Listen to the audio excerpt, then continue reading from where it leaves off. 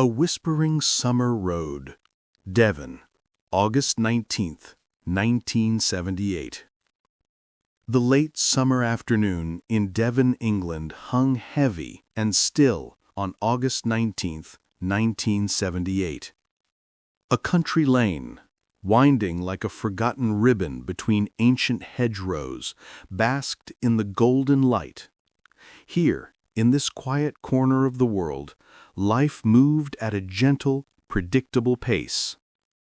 A flash of blue, a glint of chrome.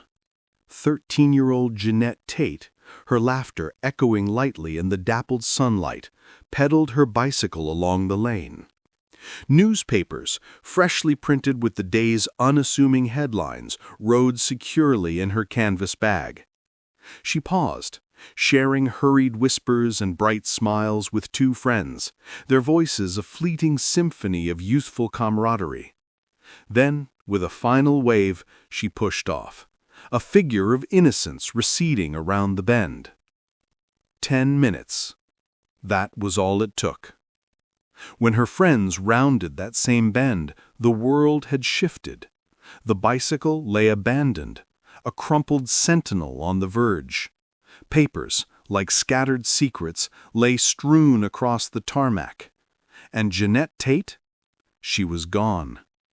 Vanished, in broad daylight, in a village where every face was familiar, every life intertwined. How does a child simply disappear into the air, leaving only silence and a bicycle behind? This was the chilling question that birthed one of Britain's most enduring and heartbreaking mysteries. The English countryside of the late 1970s held a particular kind of innocence. Devon, a tapestry of small farms bordered by ancient hedgerows, seemed immune to the anxieties of the wider world. Lanes were narrow, forcing passing cars into a respectful dance with the grass. Children roamed freely, their bicycles, their wings, their parents' worries minimal. The summer of '78 had been a gift. Warm, dry, filled with the scent of hay and the distant, reassuring thrum of tractors. In the tiny village of Ulzar, time itself seemed to slow. That Saturday, August 19th, began as an unremarkable day. For Genette, it was a day of obliging kindness. The usual newspaper boy was away, and she, ever dependable, had volunteered to cover his route. The allure of earning her own pocket money was sweet, and the joy of cycling her trusty blue bike was a simple pleasure. Her father, John Tate, often remarked on her reliability, quiet, polite, a little shy, yet possessed of a quiet determination that shone through. Her mother, Sheila Cook, remembered Genette's hours-long excursions, cycling between farms, always returning precisely on time for tea. Genette, at 13, stood poised on the delicate threshold between the unbounded freedom of childhood and the nascent awareness of adolescence. Tall for her age, her light brown hair was usually gathered in a loose ponytail. She had recently adopted her father's old watch, a man's timepiece that hung loosely on her slender wrist, a tangible symbol of her passage. That morning, she ate toast and jam, a simple ritual before the day's task. The canvas newspaper bag, softened by years of use, was packed. Her blue bicycle, a familiar companion, was wheeled from the shed. Her route, a winding path of lanes through fields and past farmhouses, stretched for 2.5 miles. Around 3 o'clock that afternoon she was seen, a fleeting image of youth and purpose, cycling along Wee Lane. It was a narrow ribbon of road, embraced by ancient trees and walls of tall grass. There she encountered Julie and Denise, two school friends walking in the opposite direction. They paused, as girls do, for one of those meandering conversations about trifles. Summer holidays, a new record, a film playing in Exmouth. Just a few minutes. When they parted, Julie would later recall Genette's gentle smile as she pushed off, disappearing around the gentle curve of the road. It was approximately 3:28 p.m. 10 minutes later, the same two girls retraced their steps along the lane. The air had cooled, a few clouds gathering like distant thoughts above the fields. As they reached the bend where Genette had vanished, a disquieting sight met their eyes. Her blue bicycle lay on its side, resting near the verge. The newspaper bag remained strapped to the handlebars, a corner torn where the strap had twisted in its fall. Several papers lay scattered across the road, their headlines now obscured by the grass. Genette was nowhere to be seen. Their first thought was fleeting, innocent. Perhaps she'd slipped into a nearby cottage, delivering a paper or asking for a drink. They called her name, their voices thin against the sudden quiet. No answer. Minutes bled into a growing unease. The bicycle wasn't haphazardly tossed, it was neatly positioned, its front wheel turned towards the hedge. No footprints marred the soft soil, no discarded belongings, no struggle. Just a profound, unnatural silence. By 4 p.m., a chill had truly set in. The two girls had reached Genette's home, their faces pale as they recounted their discovery to her father. John Tate, a man whose heart now beat with a frantic rhythm, immediately drove to Wee Lane. His car bumped over the uneven track. He found the scene precisely as they described: the bicycle, the scattered papers, and nothing else. Frantically, he scoured the nearby fields, his voice hoarse, calling Genette's name. It echoed, unanswered, swallowed by the vast, indifferent countryside. The location itself was achingly ordinary. A gentle bend in a country road, one wooden gate leading to a pasture, another to a nettle-lined path. Farmers working nearby would later recall nothing unusual. No screams, no roaring engines. A few locals vaguely mentioned a red Ford Transit van, seen earlier that day, passing through the village. But no one could offer a clear description of its driver. As evening descended, the search intensified. Neighbors, united by a growing dread, joined the effort, walking shoulder to shoulder across fields, their torches carving temporary paths in the fading light. Police from the Devon and Cornwall force arrived just after 6 p.m., initially treating the disappearance as a potential accident. They meticulously checked ditches, wells, and barns. Nothing. A dog unit arrived before nightfall, but the dogs lost any scent at the roadside, precisely where the bicycle had been found. By midnight, the scene was cordoned off. Officers, with bureaucratic precision, recorded every detail. One blue rally bicycle, approximately 4 feet from road edge. One brown leather newspaper bag, partially filled. No apparent signs of struggle, no blood, no fibers or clothing fragments observed. Sheila Cook arrived later that night. The lane was quiet once more, sealed off by the stark yellow of police tape. She stood for a long time, gazing at the bicycle beneath the harsh beam of a flashlight, her hands trembling.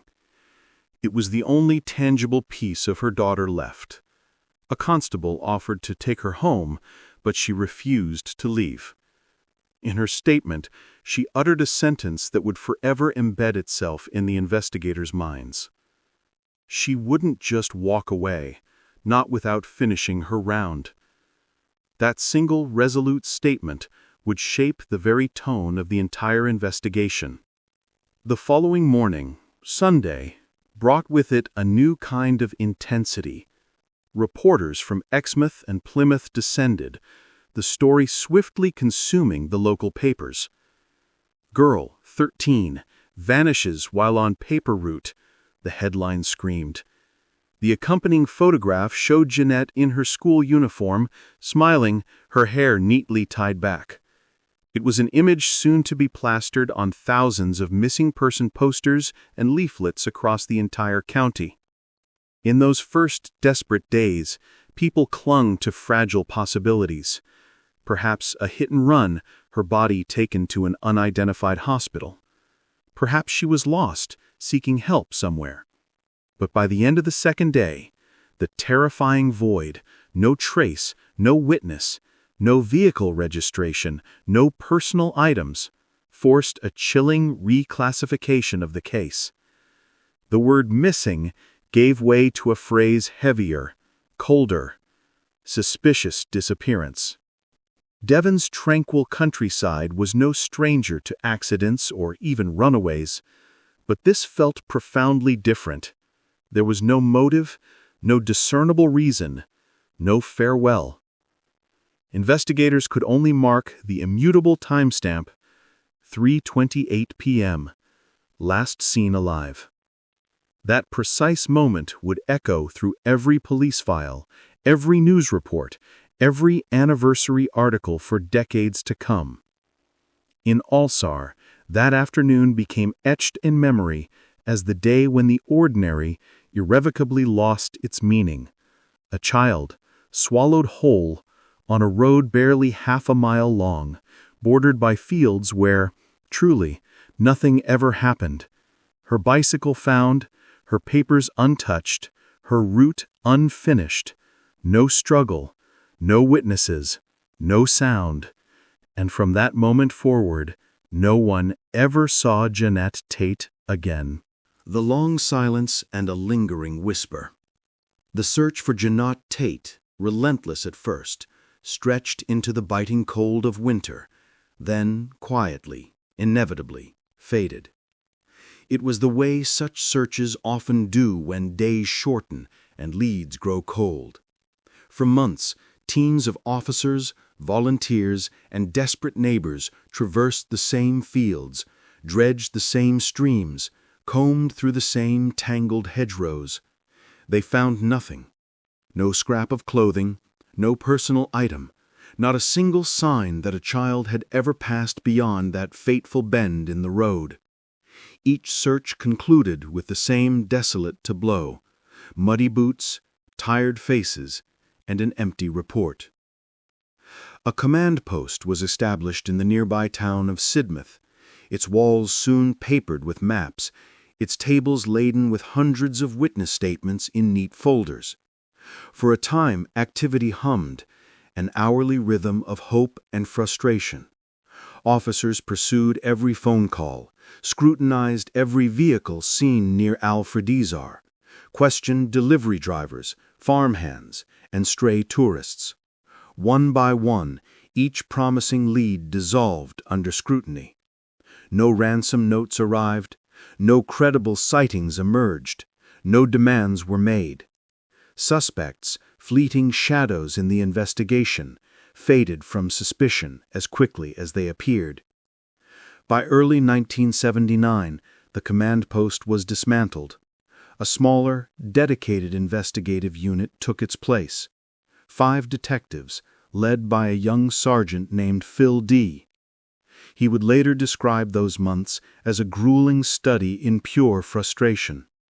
The community still spoke of the missing girl, but life, with its relentless pulse, had to continue. Devon was a place where time, like a gentle tide, softened the sharp edges of tragedy. People spoke of Genette with a quiet, shared pity, then, almost imperceptibly, changed the subject. Her mother, Sheila Cook, however, refused to move on. She remained in the same house, near the same road, walking the lane every morning before work. It was less a habit, more a sacred ritual. She would pause at the precise spot where the bicycle had been found, her fingers brushing the gatepost, her gaze sweeping across the silent fields. "If she's somewhere out there, I want her to know I'm still here," she once confided to a local reporter. Over the years, she became a part of the landscape herself, known to farmers and schoolchildren alike as the woman who never stopped looking. Her former husband, John Tate, chose a different path. He continued to work closely with the police, attending every interview, relentlessly pressing for updates. But as months bled into years, the crushing weight of uncertainty became almost unbearable. In a poignant 1981 interview, he admitted what no parent ever wants to utter aloud. "I don't think she's alive anymore, but I still want to know where she is." His words were stark, stripped of hope, yet imbued with an unwavering resolve. He craved facts, even if they were unbearable. The official tone of the investigation shifted as well. With the arrival of the first anniversary, the file was reclassified. The label "missing person" was replaced by a phrase that carried the chill of finality: unsolved, presumed homicide. It was a procedural change, yet it meant everything. Without a body, police could not formally declare death, but without any evidence of life, they could no longer assume survival. Genette's name was suspended in a legal limbo, a victim without the definitive proof of a crime. The case began to exist more in paperwork than in action. Files were dispatched to archives, retrieved again, then filed once more. Every so often, a faint echo would surface, a claimed sighting, a fleeting rumor of a runaway girl, but each proved to be a phantom, never matching the stark, unyielding facts. Then came something stranger. In late 1979, an anonymous letter arrived at the Exmouth police station. The handwriting was blocky, printed in stark black ink. It contained a single, haunting line: "Look for the red transit van." No signature, no return address. Fingerprint analysis yielded nothing. The postmark on the envelope was smudged beyond recognition. Investigators traced the paper to a common brand, sold ubiquitously across the country, leading them nowhere. Yet it reignited a familiar, persistent speculation. A red van. It had been mentioned in the earliest, most uncertain reports, seen speeding away from Ulsar on the very day Genette vanished. The letter offered no new details, no irrefutable proof, but its timing, 15 months after the disappearance, felt too deliberate to ignore. Detectives, renewed with a fragile hope, followed the thread once more. They scrutinized vehicle registrations, contacted delivery companies, questioned traveling workers who had been in Devon that summer. Dozens of Ford Transit vans were inspected. None yielded a match. It was as if the van existed only in rumor, and the letter had merely conjured it back into being. Meanwhile, the local press began to give the case a name, an identity that would forever mark it: the Devon mystery. The phrase began to appear in headlines, in radio broadcasts, in the soft, hushed murmur of evening news reports. It was intended to keep public attention alive, yet in time it became a kind of epitaph, words carved over a story that had ceased to move. By 1980, the investigation, exhausted of resources and barren of new evidence, reached its natural, sorrowful conclusion. The file was soft-closed, a term within the force meaning theoretically open but dormant in practice. In official language it read, "Case remains under review, pending emergence of new information." To most, it meant over. For Sheila, it meant something entirely different. She continued to mark each August 19th in quiet observance. Some years she went alone. Other times neighbors joined her, leaving a small bouquet of wildflowers by the roadside, near the spot where the bicycle once lay. It became an unspoken custom, no speeches, no ceremony, just a silent, enduring presence. Sheila remarried in 1981, a modest ceremony in the same parish church, but she kept her daughter's photograph tucked carefully in her purse. It wasn't a sign of mourning, she explained, but of belonging. You can start another chapter, but you don't close the book. The police moved on to other cases. The young sergeant who had led the last search eventually retired, forever referring to Genette's disappearance as the one that got away from all of us. Every few years, the department would re-examine the file, often prompted by a new chief or a media anniversary. Each time, they reached the same stark conclusion: no body, no crime scene, no resolution. By the early 1980s, a new generation was growing up in Devon, knowing the name Genette Tate only as a cautionary tale whispered by their parents. For them, the story had already hardened into local legend, something that happened long ago on a quiet lane to a girl who had simply vanished. The lane itself changed little. The hedges grew thicker, the road was resurfaced. But the bend where the bicycle was found remained, in some profound way, untouched. Each spring, wildflowers bloomed along the verge, and someone, no one ever spoke of who, placed a single newspaper, tied with a blue ribbon, beside them. Time passed, but the silence held. By 1980, police records showed the final entry in the initial case log: no further action pending. This was the bureaucratic end of the search. The human story, however, continued in smaller, quieter ways: in a mother's daily walk, a father's reluctant acceptance, and a village that learned to live beside a mystery it could not solve. Every August, people still came to that country lane, leaving flowers or folded notes in the grass. Some came out of memory, others out of habit. But beneath their gestures lay a shared, unspoken understanding. The girl was gone. The road remained. A shadow emerges, the name of Robert Black.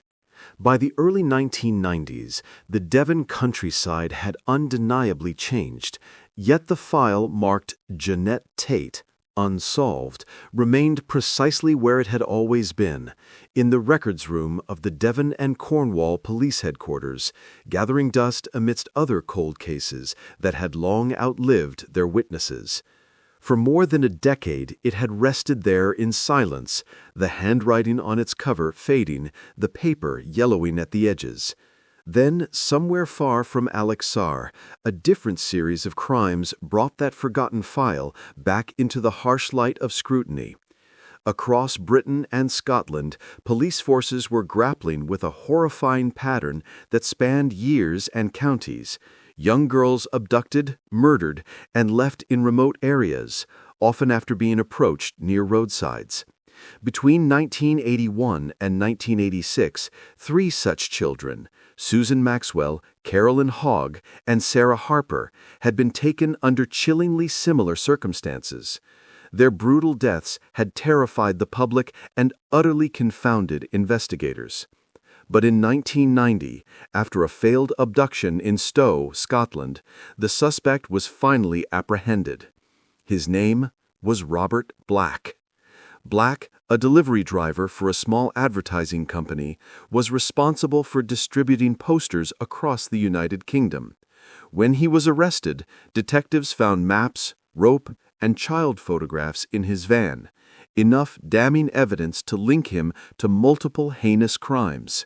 He was subsequently convicted of kidnapping and murdering 3 young girls and sentenced to life imprisonment.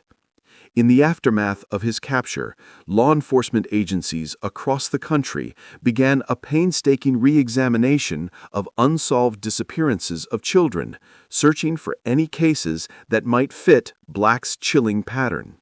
And that was how the name Genette Tate, after years of silence, returned to the conversation. In 1992, a specialized interagency task force, the National Child Abduction Review Unit, began compiling every unsolved child abduction from the past 2 decades.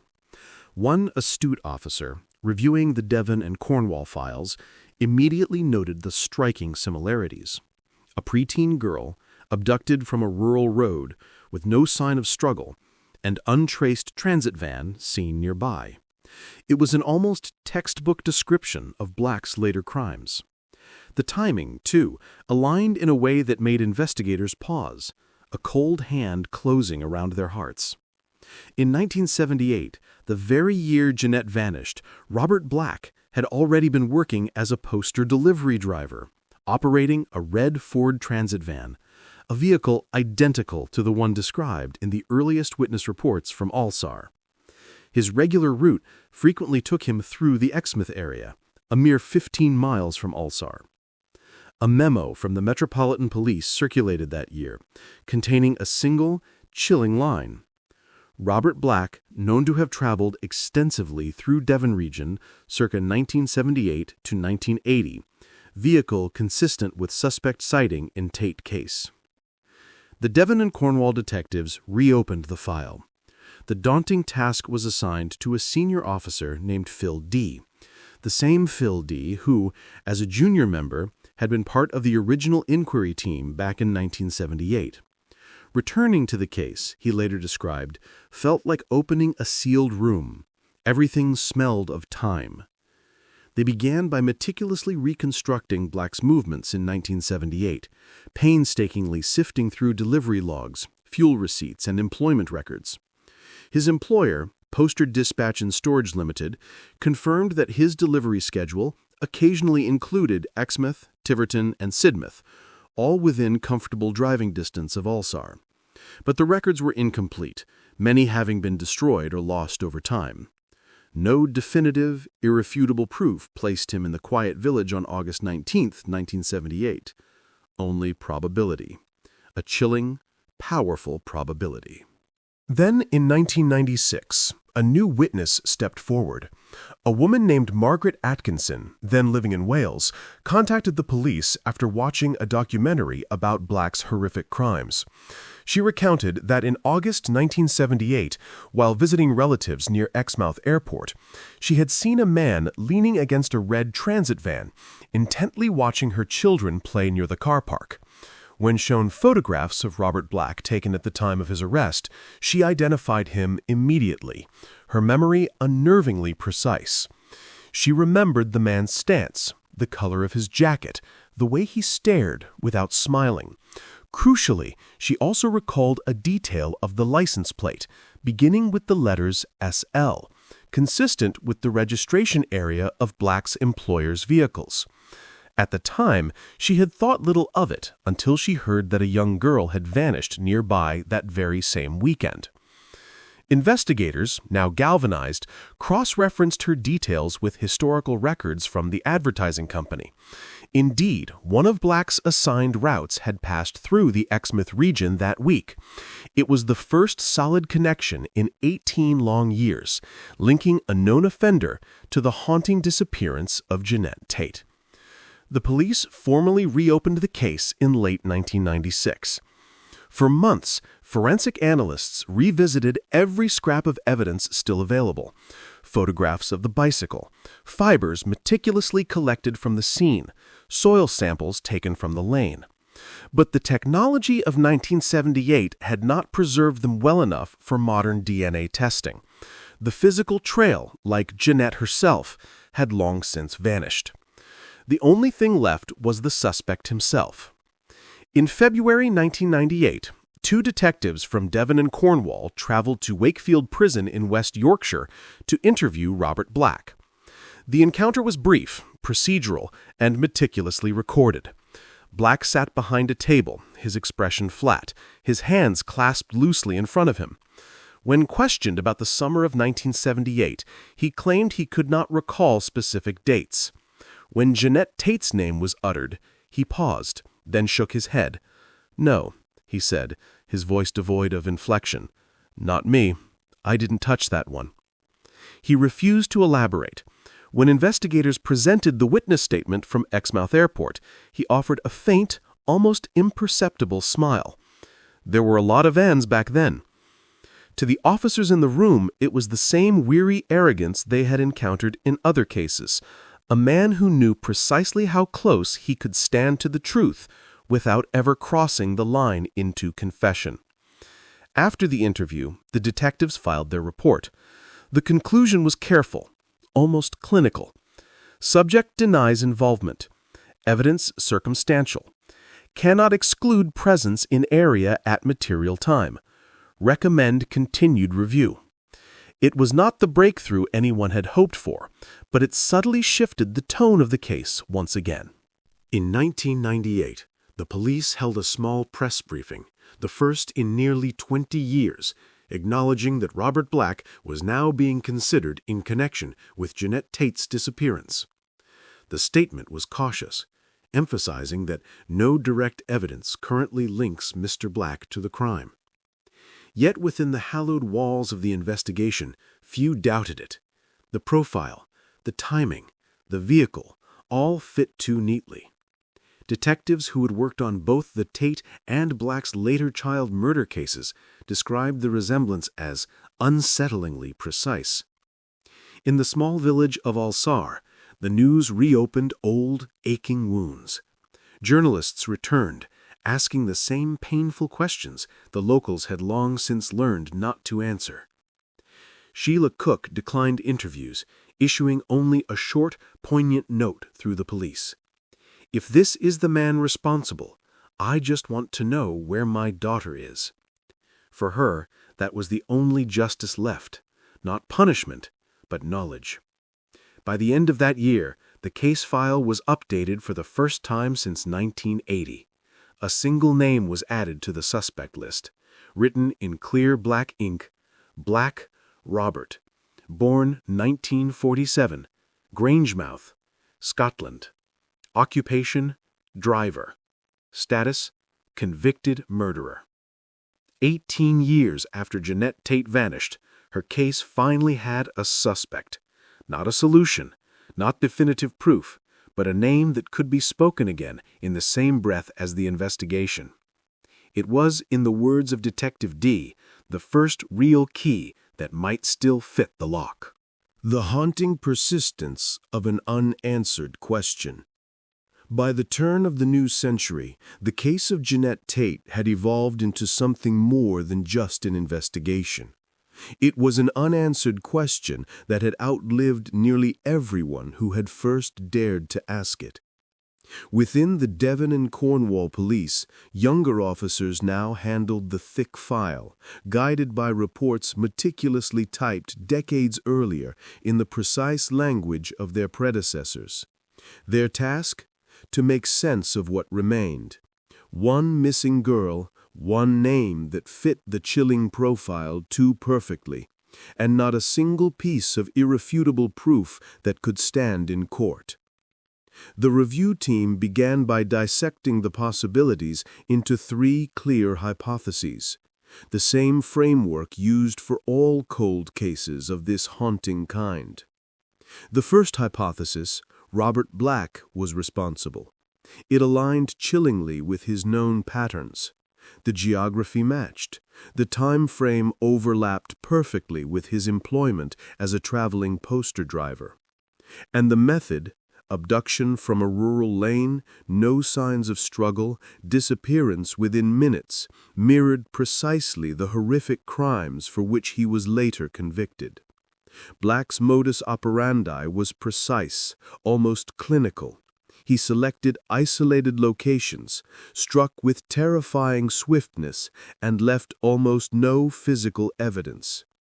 The Devon case, though earlier in his timeline, aligned perfectly with that cold, methodical sequence.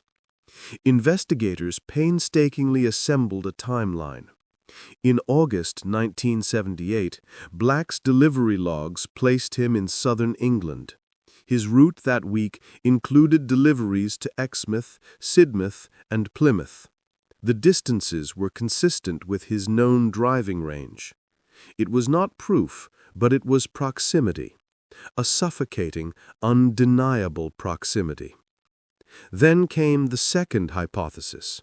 Another offender, local and unknown. It was plausible, certainly, though harder to sustain in the face of the emerging evidence. The late 1970s had seen several unsolved disappearances in the region, but none carried the same chilling precision or the same utter lack of trace. A local predator, investigators reasoned, would likely have been identified through other crimes or the inescapable currents of gossip within small, interconnected communities. Yet, as one detective soberly noted in his report, Devon is a county of quiet men and long memories. Someone could have concealed guilt there for decades. Still, no concrete suspects emerged, no neighbor with a suspicious alibi, no drifter matching the timeline. The third hypothesis was the least likely, but in the spirit of exhaustive inquiry, it still demanded acknowledgement: accident or misadventure. Some officers, particularly those who had joined the force later, wondered if Genette might have been struck by a vehicle, her body removed in panic, hidden nearby, and never recovered. The lane was narrow, the hedges thick. An accident could conceivably have gone unseen, but there were no drag marks, no evidence of a collision, no torn fabric or blood traces on the road. The idea lingered in reports, but even those who drafted them seemed unconvinced. In each scenario, the same insurmountable barrier loomed: no body, no forensic trace, no direct witness. The Tate case was a ghost, meticulously constructed from speculation, and even the most reasonable theory felt like a map drawn in thick, impenetrable fog. In 2004, after years of desolate silence, police made one final, desperate attempt to pierce that fog. They requested a second interview with Robert Black, still serving multiple life sentences at Wakefield Prison. The goal was not to charge him. There was no new evidence. Instead, it was to test the limits of his memory and perhaps his chilling ego. The conversation lasted less than an hour. Black was older now, heavier, his once dark hair thinned and gray.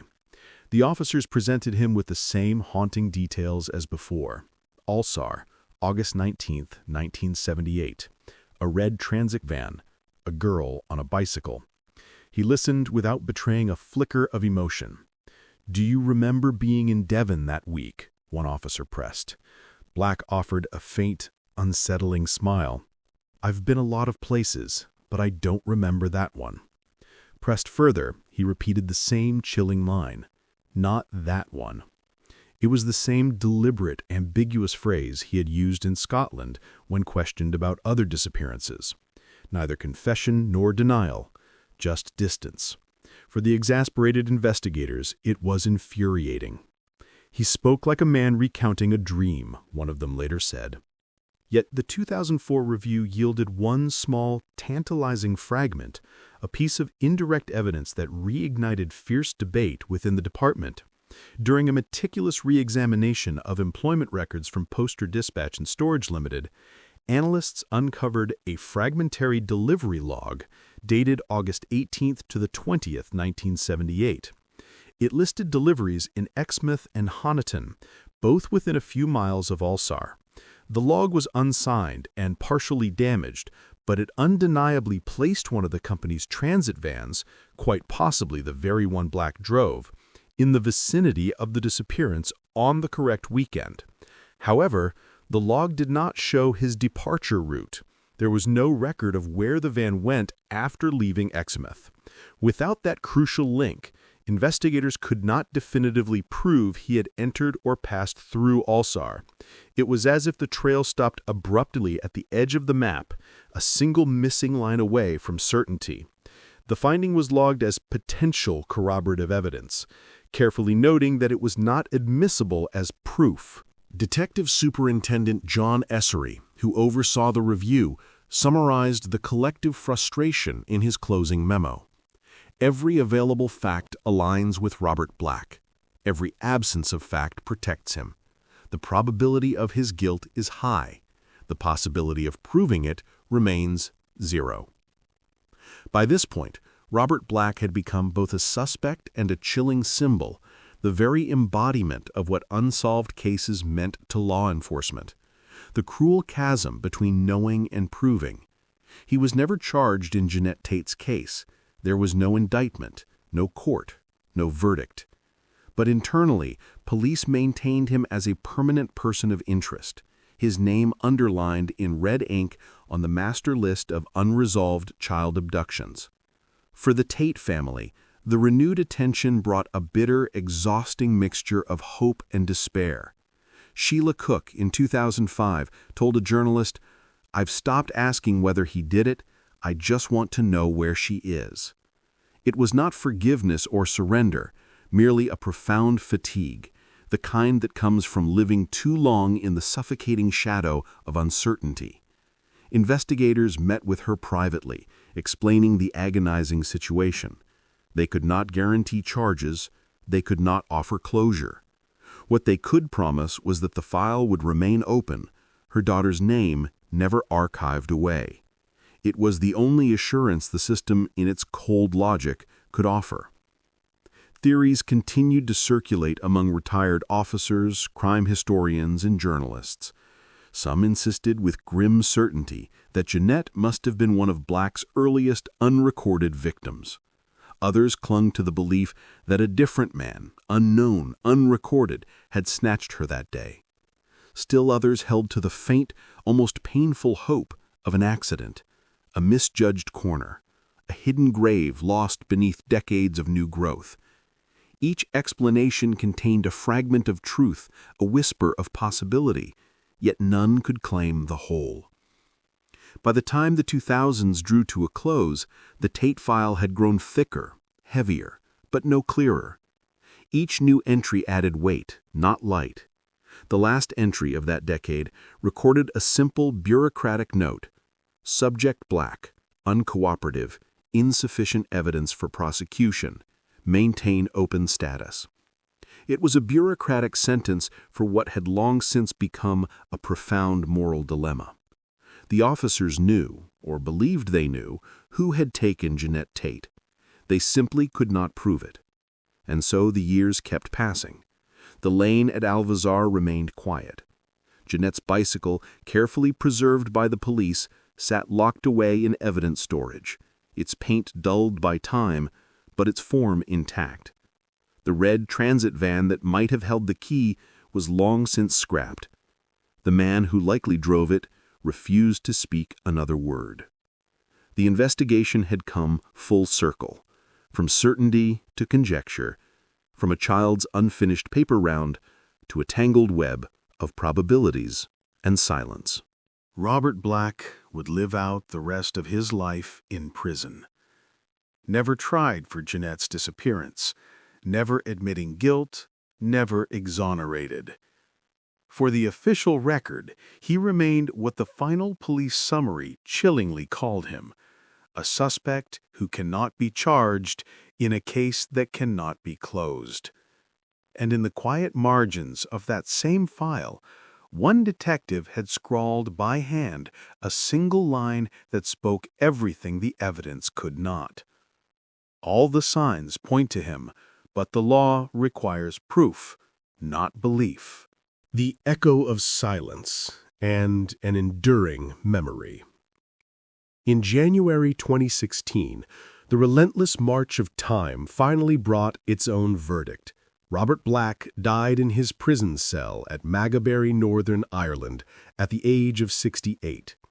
The official cause was recorded as heart disease, but to those who had chased his shadow across 4 agonizing decades, his death felt more like a final judgment, passed not by a court, but by time itself. With him went every last chance of another confession, another elusive clue, another detail that might finally close the suffocating circle around a quiet Devon lane and a girl who never came home. The Devon and Cornwall police released a short, meticulously worded statement that afternoon. Robert Black has not been convicted in connection with the disappearance of Genette Tate. However, he has never been eliminated from our inquiries. It was the final official position of law enforcement, cautious, unresolved, suspended forever between belief and the unyielding demand for proof. No court had found him guilty, but no evidence had ever cleared him either. He remained, in the sterile language of investigation, the primary and continuing person of interest. For the detectives who had lived their careers beneath the crushing weight of this single name, the death of Robert Black did not bring closure. It brought only the deeper, more profound silence that follows when the very last door of possibility irrevocably closes. Detective Superintendent John Essery, by then retired, simply stated, "We will never know for certain, and that is the cruelty of this case." The file, labeled Genette Tate Missing, August 1978, still occupies its designated space in the police archives. It has never been reclassified as a homicide, nor has it ever been declared inactive. On the force's public database, it sits under Active Missing Person Cases, the oldest continuing investigation of its kind in the entire United Kingdom. Every few years, a new generation of officers inherits its custodianship, not with the expectation of solving it, but with the solemn duty to ensure it is not forgotten. From a legal perspective, the barrier has always been clear and insurmountable. Without a body, there can be no forensic confirmation of death, no DNA comparison, no formal cause of death. The English legal system demands evidence that meets the rigorous standard of beyond reasonable doubt. Probability, no matter how overwhelming, is simply not enough. We might believe, even know, one Crown prosecutor once starkly remarked, but the law demands that we prove. The file now functions as a unique hybrid, part active inquiry, part enduring historical record. Investigators continue to review potential leads through modern databases, a faint, flickering hope that new technology might succeed where old methods so tragically failed. Occasionally, a tip or a faded photograph arrives, and the painstaking process begins anew: verification, comparison, elimination. It never truly ends. It only pauses. Then, in 2017, a call arrived from an elderly woman living near Exmouth. She told the duty officer that she had been sorting through a box of old photographs from a family holiday taken in the late 1970s. In one of them, she said, there appeared to be a young girl in the background, standing near a van by a roadside, looking towards the camera. "I think it might be her," she whispered. The image was scanned, painstakingly enhanced, and meticulously analyzed. Forensic imaging experts compared facial ratios and posture to Genette's known photographs. The result, inconclusive at first, ultimately yielded a heartbreaking negative. The child in the photograph was identified, a local farmer's daughter, still living in the area. Another echo, another false dawn. It was a moment that distilled nearly 40 years of searching, hope flickering, then fading back into the steady, resigned pulse of procedure. By then, Sheila Cook had grown old. She no longer granted interviews, though she once told a local newspaper that she had learned to live beside uncertainty rather than under it. "I used to need an answer. Now I only need peace." Her husband, remarried long ago, kept quieter still. What bound them now was not grief, but a shared, profound understanding that no more could be done. For the police, the Tate investigation remains both a professional wound and a moral compass. It is cited in training manuals as an example of open-ended inquiry, a case that starkly demonstrates how the very absence of evidence can define a lifetime of work. Detectives still use it in lectures to teach restraint. Do not mistake probability for proof. Robert Black's death, though final, did not erase his role in the file. His name continues to appear in updated digital records, linked by metadata to the Tate case and others that remain tragically unsolved. The red Ford Transit, long since scrapped, exists now only as a ghost in evidence logs. The witnesses who saw it are elderly or gone. And yet, every August, the small village of Ulster still marks the date. Flowers appear along the hedge where the bicycle once lay, often without a card or name. Local children, hearing the story, ask their parents why no one ever found her. The parents answer with the same weary words the police use: because no one knows. That, in the end, is the truth that time has ruled upon. The courts have no verdict. The police have no closure. The family has no remains to bury. But the story endures, carved into the collective memory of a countryside that once believed such things could not happen there. As of 2025, the Genette Tate investigation stands as the longest-running missing person case in Britain. 47 years without a conclusion, but never forgotten, never filed away. One detective, who inherited the case file in the 2020s, penned a final, poignant reflection in the internal summary log. This is no longer about finding the offender. It is about preserving the record of a life interrupted so that her name is not lost to the silence that took her. That note, written in blue ink, remains the last entry in the file. 47 years after that summer afternoon when Genette Tate vanished. Time has not erased her absence. It has only made it quieter. The village of Ulster has changed. The hedgerows trimmed, the narrow lane widened enough for modern cars. Yet the story still lives there, whispered by those who were children when it happened, and remembered by those who raised them. In a country that prides itself on order and answers, Genette's disappearance remains one of Britain's longest unanswered questions, an open page in the nation's investigative history. Sheila Cook, now in her 80s, still lives within driving distance of that road. Her hair has gone silver, her gait slower, but her voice, steady, deliberate, still carries the same note of quiet conviction. On her mantelpiece sits a faded, framed photograph of her daughter, taken a few months before the disappearance. The edges of the frame have darkened with age, and inside it, pressed between the glass and the backing, lies a single dried flower, the one Sheila picked from the hedge near where the bicycle was found.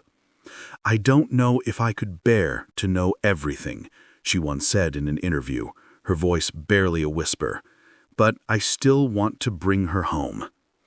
It is not the kind of hope that expects miracles. It is the gentler kind that asks only for truth, even if that truth brings unbearable pain. Each year, in mid-August, Sheila returns to the lane in Ulster. The fields look the same. The light falls in the same slanted way it did in 1978. She walks slowly along the road until she reaches the place where the newspapers were found, scattered on the ground. There, she sets down a small bundle of newspapers, tied neatly with a blue ribbon, and says quietly, that's the round she never finished. For the police, the case has become more than an unsolved mystery. It has become a symbol of endurance and integrity. Every August, the Devon and Cornwall police release a short statement, not because new evidence has emerged, but because they have promised never to let the case disappear from record. The press releases are almost ritualistic. They repeat the same details, the same plea, the same sentence that has echoed through decades. If anyone remembers something, no matter how small, please come forward. The file is now used as a training model at the British Police College. New recruits study it under modules on forensic limitations and psychological profiling. It serves as a stark case study in humility, a reminder that not every mystery can be solved, that even the best science falters without a body, a witness, or a confession. In classrooms across the country, instructors write the name Genette Tate on whiteboards and ask their students, "What do you do when evidence runs out, but the family still waits?" One senior investigator, who now lectures on cold cases, often tells his students. This file teaches patience, not closure. It shows that we don't always get to end the story. Sometimes we just have to carry it forward. Outside the profession, the case still resonates as a collective memory. For many in Britain, Genette's story became a chilling warning from a time before fear had truly entered rural life, a stark reminder that even the most ordinary days can turn irretrievable within minutes. Parents who once let their children roam the countryside freely began to think differently. It marked the end of an era of trust and the beginning of something more guarded. In the decades since, television programs, books, and documentaries have revisited the story. Some linger on the mystery. Others focus on its profound human cost. Yet every retelling returns to the same haunting image: the blue bicycle lying on the road, the newspapers fanned out like fallen leaves. It is an image so still, so utterly ordinary, that it becomes unbearable when you realize what it truly means. Genette's father, John Tate, rarely speaks publicly. In the few statements he has given, his words are measured, stripped of all sentimentality. "People ask if I want justice," he once said, his voice flat. "Justice isn't the point. You can only have justice when you have the truth." And we never got that. What remains, then, is the legacy of those who stayed, the parents who refused to forget, the officers who kept the file open, the villagers who still remember where they were that day. Together they have built a kind of memorial that exists not in stone, but in raw, defiant persistence. The psychological toll of the case has been widely studied. Counselors who worked with Sheila in the 1980s described her as living in a state of suspended grief, unable to mourn because true mourning requires certainty. Over the years, she has transformed that uncertainty into ritual.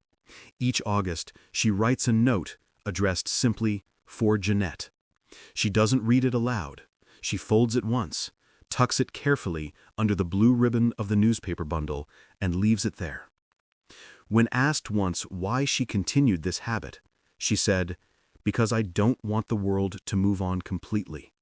If I stop, it will be like admitting she's gone." In 2021, the National Crime Agency included the Tate case in its public archive of Britain's most enduring missing person investigations. Alongside Genette's file number was a poignant statement of intent. "We recognize the importance of historical cases in maintaining public trust and investigative discipline.